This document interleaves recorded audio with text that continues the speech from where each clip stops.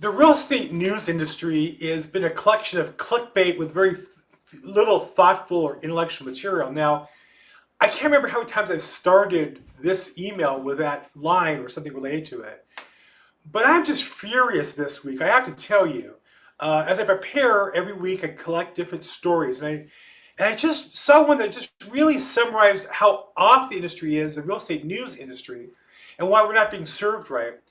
You know, in a business where we're literally in a depression, nobody ever uses that word. Our sales activity is down 30% from what it was 5 years ago. There's no other business that's in that mode that we didn't expect to go out of business as an industry that has those kind of numbers. This week I saw a report on Fox Business News by a woman who is, I'm sure, a very successful realtor. She may be a great actress, might be a great show. I've never seen it. But they put her on only because she's an actress, not because she knows anything about real estate. And she's very pretty and very nice. And they asked her, well, why does the real estate market seem tough? And her answer is, it's all psychological. You know, buyers don't want to pay as much for the house and sellers don't want to sell for little. Well, of course there is a gap. That's anytime there are enough sales. But the question is, why is there a gap? Are you telling me that even if I doubled the money in the pockets of buyers, they'd still be scared? No. Are you telling me that if I told sellers they could buy a new house or cash out, get more money, they wouldn't sell? Of course not. It has nothing to do with psychology. It gets down to the economy. Either people don't have enough money to allow them to buy a house. And so this article by Fox News in particular, she might be a great person. I don't mean to make fun of her. And her job is to publicize her shows and such, and her personality has nothing to do with why the real estate market. And I decided I was going to go a deep dive as to really why the real estate economy is where it is in such a depressed state. It's not an accident. This is the choice that we've made at the state and local level from our government, and as consumers we've allowed it. So let's take a look real quick at actual data that will help us understand what's going on. So one number I thought was interesting this week I saw in Fortune magazine behind their paywall. You should pay for this nonsense. Bank of America statistics on housing. You'll notice the month's supply of housing after being below normal for the only time in 25 years, below normal the last 4.5 years principally, since COVID, where it's now back to normal. What I'm saying is since COVID, it's somewhat back to normal. Okay, but that's months of inventory. But the problem is we don't have enough sales. So the months of inventory, which is how many homes are sold in relation to how many are for sale, we don't have enough homes for sale, and we also don't have enough homes being sold. So the inventory, the article makes it sound scary. Oh, inventory is the highest level since before the global recession. Has nothing to do with it. That was the normal number for 50 years, 100 years. It's only since 2008 that number was abnormal, and then only since COVID it was below normal. So the article is 100% wrong. It's scaring you where you should go, wow, the problem clearly is on inventory. That's at the highest level since depression. That's not the problem. The one thing they want to isolate as the problem is certainly not the problem that there's not enough inventory. So what might be the problem? Well, here's another example. In California, this is another interesting chart that I saw in Sacramento Mercury News. Look at the home sales in California since 2005-06. So if you want to say those were too high and there are boom times, the sales back in 2007 and 8, where our sales now are below the crash of 2008. I remember those years you couldn't give away houses. And now the new normal post-COVID is below that level. And yet our population in California is up by at least 15-20%. We don't know because we don't count everybody because we don't want to get into a political discussion. But at a minimum, it's got up 15%, and we have less homes sold than we did in 2008 where we had a global recession. Less in 2009, 10, 11, 12, 13, 14, 15. In any year since 2007, the lowest sold with the population increasing. That's the problem. That documents the problem. People can't buy houses. That's not their psychology. This week they're afraid of buying, with all respect, Miss Jenna. Has nothing to do with that. So continuing the conversation, why is it we have so few homes we can sell? Well, one reason why is, in LA, we have so few people who can afford to buy. And the problem is, when you talk to people who are in the age, is they just don't make enough to buy. And let's take a look at maybe one of the reasons why. Here's the list of the largest employers in California. What would you think they would be? Well, the largest employers in California are almost all the sources of taxpayers' money, meaning the county, LA Unified, UCLA, City of Los Angeles, Kaiser. Though Kaiser, a lot of their work are government contracts where people get their health care through Kaiser. Okay, federal government, state of California, USC, fight on. But again, education. Northrop is the first company here that has a product that's being sold to anybody. Even that, primarily they're a government defense contractor. LA County Metropolitan Transportation Authority, and then Walt Disney Company sells movies, TVs, whatever else, ESPN. It's the first company it really sells something to people they use. No, there's like no manufacturing anymore in Los Angeles. Unbelievable how all the top employers are government entities. The largest private employer that I see, or manufacturer, is Northrop at 18,000. That wasn't always the case. In fact, I remember when I graduated college, I worked in aerospace and used aircraft in El Segundo, so I looked it up using Google. Back in 1985, according to the LA Times, Hughes Aircraft had 65,000 employees. Rockwell, and this is just LA County alone. Didn't count Hughes Aircraft Fullerton. Didn't count Hughes Aircraft in Arizona. Rockwell, 46,000. McDonnell Douglas, 37,000. Northrop, 30,000. So the largest manufacturer in Northrop has about half the employees they had 40 years ago. Half they had 40 years ago. And there are three employers that had about 150,000 employees, more than them, just 40 years ago. That's the problem. These were high-paying jobs. Now, it's true, a lot of it was aerospace, but a lot wasn't. I worked at Hughes Aircraft in Space Department where we built satellites that became long-distance television and became cable channels. And our biggest clients included HBO. We launched HBO on our satellites. And now you have SpaceX and other, we do have in LA County manufacturing space, but a lot of that manufacturing has moved to other states and other countries, but mostly other states. And so we had that work. We had those employees getting paid. And it wasn't just those employees. It was all the companies that sold stuff to us there that have also relocated to other states. I was in purchasing. We bought electronics. We had local distributors of components. We had manufacturers of components we contracted with. All those contractors and distributors follow where the manufacturing is done. Texas, Florida, Houston area, Arizona, and other places. And so we've lost those jobs. And when you lose the jobs, you lose the people who can afford to buy the houses.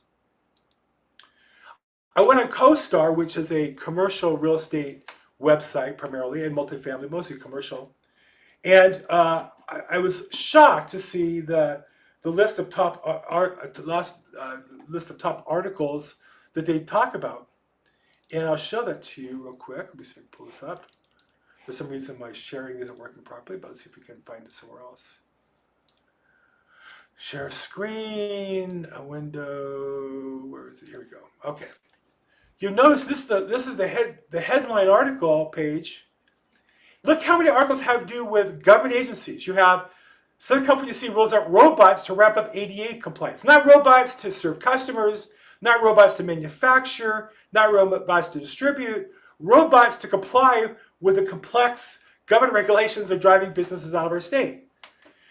Here's one. Federal government is not closing a couple offices. That's good news. Yay. Yay, LA. We're doing good.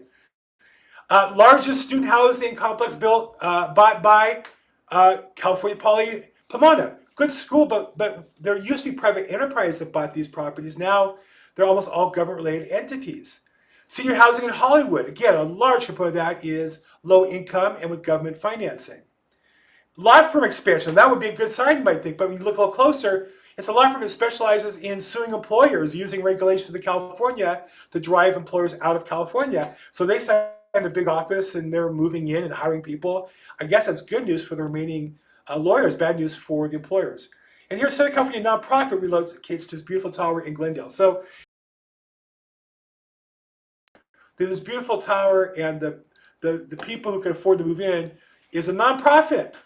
Again, the sign over and over again is that Los Angeles and the county just are not places that are conducive to business. And it's not an accident. Take a look at, I pulled up from the Daily Business Journal, the list of the largest infrastructure projects. Now this is where our taxpayers are being used to support our society.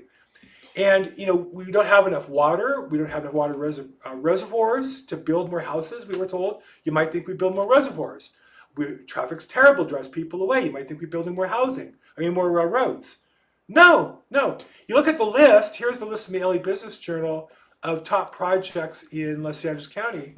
They're almost all mass transit, which has failed in my lifetime so far. Now it may turn around. Maybe I've been an adult in Los Angeles for 40 years. Maybe all of a sudden Californians and Los Angelenos, or if we import enough foreigners who like to take buses and trains, they will fill up. But as of now, ridership's down below pre-COVID levels. And I think for all this building, we're going to find people don't want to take the bus or don't want to take the trains unless they're forced to, which is the goal of our government. And you can see people mover. Here's one, medical center replacement. Hospitals, government hospitals. People mover, Purple Line Extension, LAX Airlines Mass Transit, Delta Skyway Mass Transit, Airport Connection, Foothill Gold Expansion, Port Widening, LAX Widening. You have to get down to number 18 is they're going to maintain the reservoir in Silver Lake. Not they're going to build a new reservoir. They're going to update and put new technology and hopefully make it work better, the reservoir in Silver Lake area. But we don't have enough water here locally, and because of that, we can't build more houses. Why are we not building more reservoirs, LA County, like we used to do? We pipe water here from the Central Valley. That's how our city was built. So what we can see is there's been a clear decision made. This isn't an accident. This is a decision made to make our city about mass transit, to make it about government programs, not about business. And as a result, we have businesses leaving and people claiming they're able to run their business. In my case, I sell houses for people who are leaving the state or have passed. So I just want to affect my business, but I'm surrounded with people who wonder why people aren't moving in the numbers they used to. And these are some of the factors why. It's not an accident. This is the strategy of our government, where taxpayer money is going. Okay, let's take a look at the general economy now. Every week we'll look at 3 factors that determine our economy, which is going to be the supply and demand. And demand's being influenced by interest rates. We'll take a look at, again, rates inch down lower.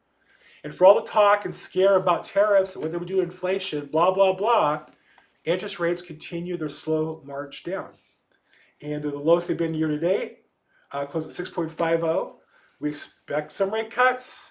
Unless inflation increases, rates should continue to come down. I talked about last week the historic gap between the Federal Reserve rates and Treasury bills, which indicate rates should drop another 1.25% once the politics are removed from it. So again, rates are dropping slightly, slowly, but continue to drop.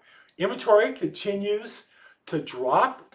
Not sure why. It's unusual. Normally, our inventory naturally is rising in July and August, and then drops in September.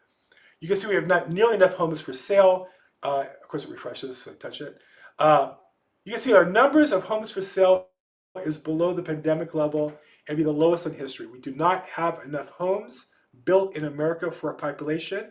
As long as that's true, housing affordability will be a problem. If you don't have enough of some of a product, there's always going to be too much demand for it. Keeps the prices high and people can't afford it. So you can talk about people don't buy houses because they're too expensive, but it's really the opposite. So many people want to buy a house, it's expensive. If we build more houses, the price will come down and more people could get what they want, which is buying a house. Okay, and in Los Angeles specifically, our market has continued to slow down.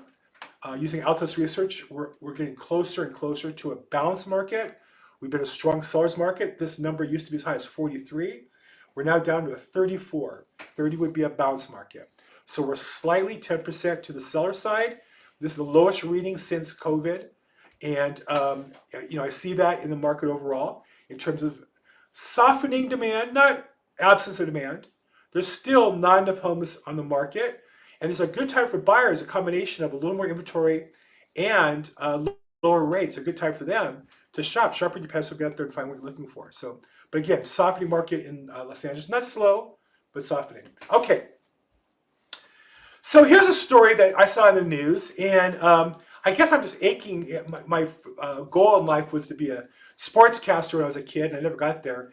I saw this story about Micah Parsons, a player for the Dallas Cowboys, and how he didn't sign as a free agent with Dallas. As a result, they traded him.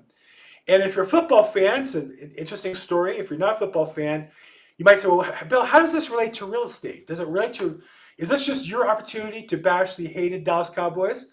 I'll admit I hate the Dallas Cowboys. I like to bash them. Whenever they lose, I call a friend and say, how about them Cowboys? But that's not really why. Bill, is it because Micah Parsons went to Penn State and you hate Penn State? Okay, I'll admit I hate Penn State. Some family members went there, used to ride me. I went to USC. But no, that's not really why. What strikes me is how bad the NFL player protection rules are in comparison to our rules in California real estate. And I mean that. Here's a case where this guy, now, look, you can't not be intelligent and be in the NFL. You may not be educated, and you may not be business experienced, because if your life is so dedicated to professional sports, it's hard to have time to do everything. There are some very bright professional athletes. I don't know if Micah Parsons is one or not. I don't really know much about him. But certainly he would be in a disadvantage negotiating with Jerry Jones, a billionaire, one of the top 100 richest people in America, who owns the Dallas Cowboys and has for a long time. And he's negotiated multi-billion-dollar contracts with the NFL and with sponsors.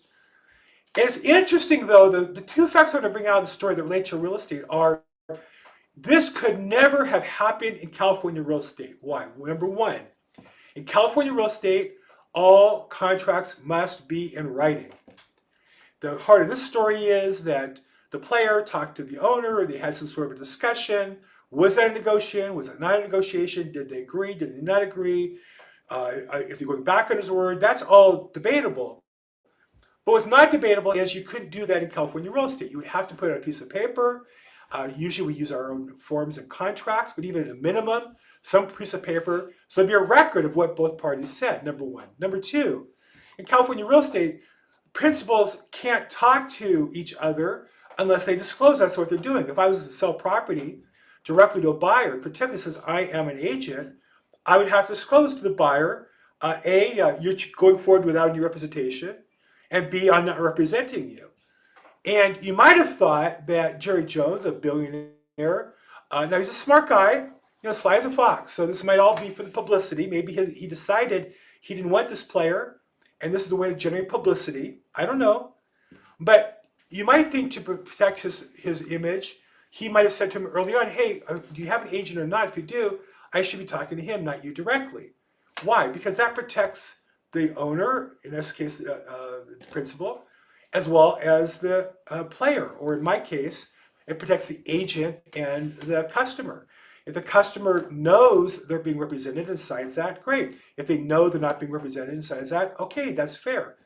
But if I think that they're not being represented, and they think I'm acting as their agent, that's where misunderstandings come into play. And so, again, I thought it was a good example of why I believe our real estate laws protect our consumers better than the NFL protects its multi-million-dollar players. And for a multi-billion-dollar industry, I think we do a much better job as real estate agents than the NFL does.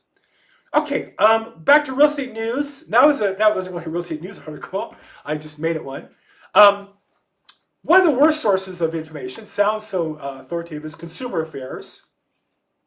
Their website has the look and feel of a government agency, even though in very fine print, you can barely read, it says not. It does say on the website at the bottom that companies displayed may pay us to be authorized, or when you click on a link or call a number, fill out a form on the site. May. Well, of course they may. Of course they do. That's their business. And so this is a case where they're trying to pass themselves off as a consumer-focused entity, and in reality, they're just another advertiser of sorts with the fake veneer of being consumers. And so they had an article recently that I thought was really trash. This was study finds real estate agents steer buyers away from low commission homes. Well, that sounds bad. Poor those bad realtors. They're trying to sell buyers homes and make more money while they do it. That's terrible. I mean, it's not like Consumer Affairs gets paid for presenting companies. Oh, they do.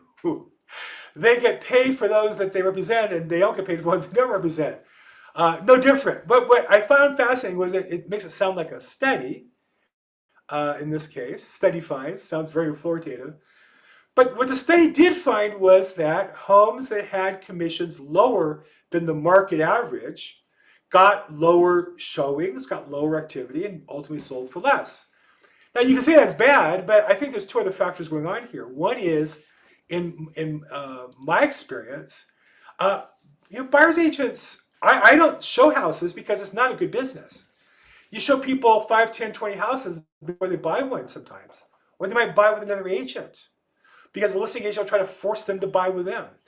And so really the lower income part of our industry are buyer's agents, not the higher income part, which are listing, number one. So to say that the buyer's agent shouldn't try to get paid what they think is fair, why would that be bad? I don't understand. Every business has a chance to price its fees and services for whatever it wants. That's a capitalist system. But more than that, my experience, and they don't account for this, is the kind of seller who wants to pay lower than the common commission. Now, if it's different, there's a reason for that. And of course, everything's negotiable.